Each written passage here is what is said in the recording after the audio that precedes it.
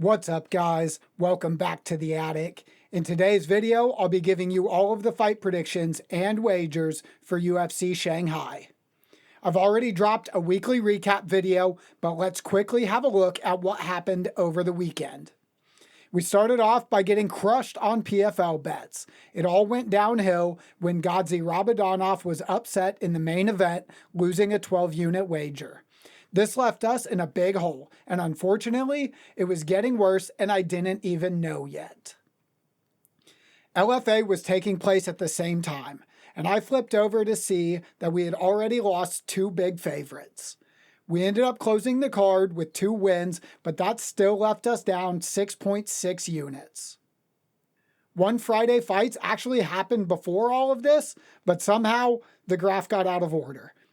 There were only a couple of MMA fights on this card, and just one was predicted by the models. It was an underdog play that ended up losing 1 unit, not much to it. As expected, Saturday night brought us UFC 319, and the favorites continued to do damage.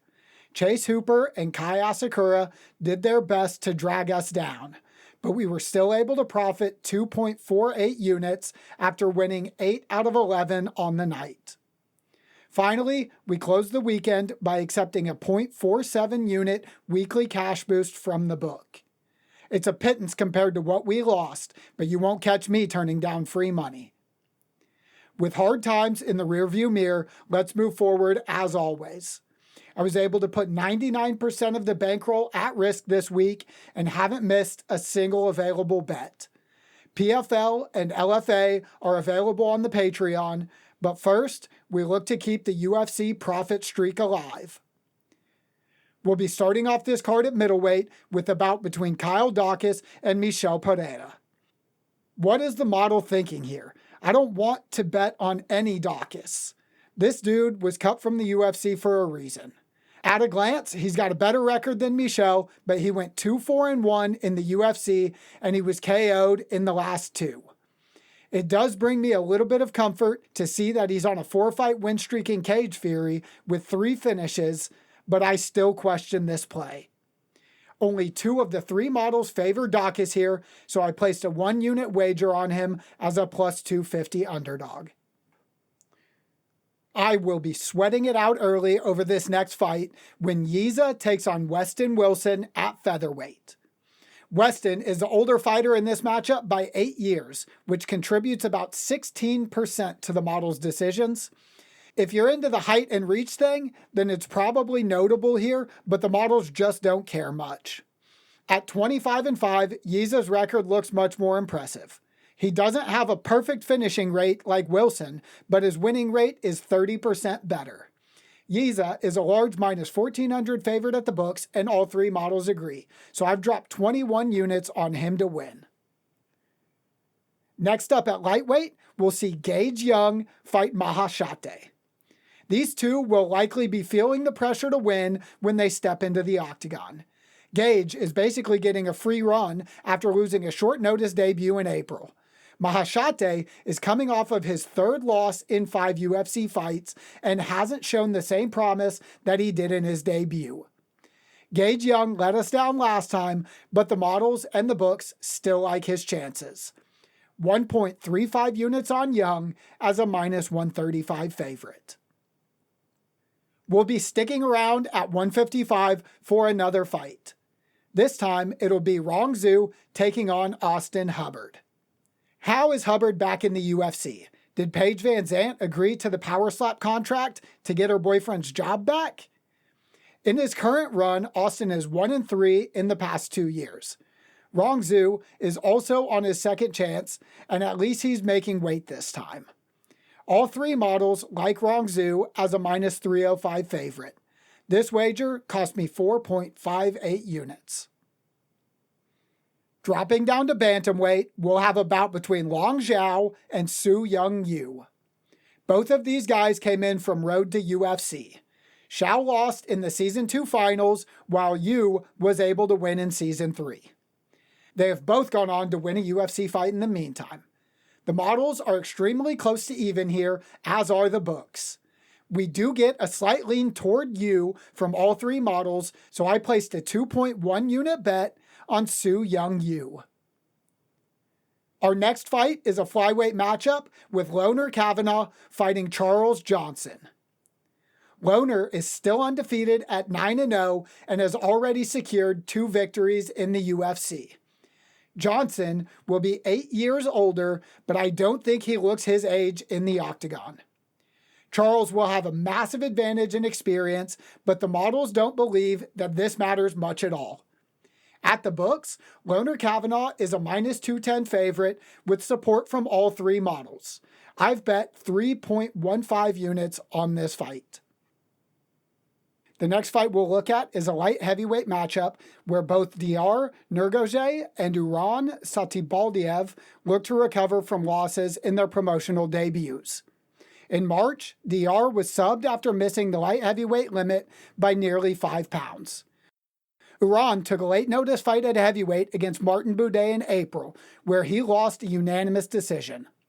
The models aren't very confident, but they do all agree that Nurgoje has the best chance of winning. 1.5 units on the +185 underdog. It looks like we'll be opening the main card at welterweight with a bout between Nuraji, Talilake, and Kiefer Crosby. Nuraji is younger, taller, and longer. He has a much better record, and it looks incredible with 9 first-round finishes and his only loss nearly 4 years ago. It's easy to see why the models favor him so heavily. Last week, I said this same stuff about Chase Hooper, and that didn't turn out so well. Disregarding my past trauma, the models all say to bet Nuraji at -340, so I did what I'm told and bet 5.1 units on it. I just noticed that there isn't a single women's fight on this entire card. That's my transition into a flyweight fight between Kevin Borjas and Sumu Darji. We were so close to being in the positive for men's flyweight, but one recent loss really tanked the graph all over again. The models are an abysmal 1-11 on underdogs in this division, and they have me betting on another one this weekend. 32 fights isn't a whole lot of data points, but I still feel a little dumb for putting 1.5 units on Kevin Borjas as a +130 underdog. In our feature bout, Sergey Pavlovich takes on Waldo Cortez Acosta at heavyweight. There's only a 5-month difference in age, and these two are nearly the same height, but Pavlovich will have a 6-inch reach advantage. Waldo has a very impressive record of 14-1 and is currently riding a 5-fight win streak. Sergey has lost 2 of his last 3, but it is impossible to ignore his 15 career first-round KOs. The models have correctly predicted all 3 fights involving either of these two, and it believes that Pavlovich will get it done in China. 2.55 units on the -255 favorite, Sergey Pavlovich. The co-main event brings another featherweight matchup, this one involving Brian Ortega and Aljamain Sterling. These two seem to be aging out of the lighter divisions, but Volk did just win the belt. Aljo lost his bantamweight title 2 years ago and has since gone 1-1 at featherweight. Ortega is 8-4 in the division, but has lost 3 of his last 4. All 3 models and the books significantly favor Sterling here. This is one of the most profitable divisions, so I'll be following the models. Aljamain Sterling at -330 for 4.95 units. We have made it to the main event of UFC Shanghai, and our headliners will be Ming Yang Zhang and Johnny Walker at light heavyweight. At 27 and 33 years old, these two still have plenty of time to evolve at 205. What really stands out here is the difference in size between these two. Johnny will be 4 inches taller and have a reach advantage of more than 9 inches. They both have a very high finishing rate on top of a propensity to get finished. I think recency bias is making the call here. Zhang is on a 12-fight win streak with all 12 being finished in the first round. Johnny has lost his last two and was KO'd in both of them. The price seems a little steep, but the models have me betting 6 units on Ming Yang Zhang to win this fight. That's all of the fights, so it's time for the totals. UFC Fight Night, Walker vs. Zhang, has a total of 12 fights, and of those, I bet 9 favorites and 3 underdogs. All of the prediction models agree on 7 favorites and 2 underdogs, so those 9 wagers will get upscaled to 1.5 units.